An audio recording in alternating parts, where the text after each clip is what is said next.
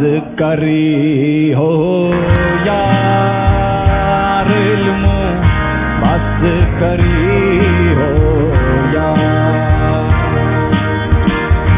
बस करी हो यार। तो हम अपना ही राज अपने तक नहीं रखते, क्योंकि इंसान को इंसान की जरूरत है। कहाँ इंसान इंसान का दुश्मन था या मसीहा, अब इंसान ही इंसान से डर रहा है।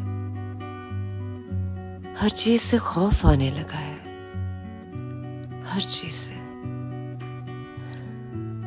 दोस्त हो, कभी मुश्किल में काम आए हो? अमीर हो मगर देने के लिए कुछ नहीं, जरूरतमंद हो मगर मांग नहीं सकते, खूबसूरत हो, क्या खूबसूरत भी हो।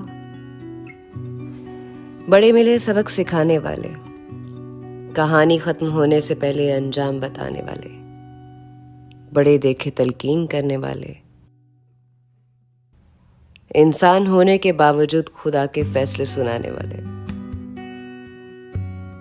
सबक है इसमें हम सबके लिए, सदका है तुम्हारे और मेरे जैसे नाचीज के लिए। जब ये तूफान थम जाए, जब अपने अपनों से मिल जाए, बस किसी तरह ये वक्त बीत जाए, फिर कोई गम नहीं। लेकिन याद रहे, इस सबक को हम भूल ना जाएं।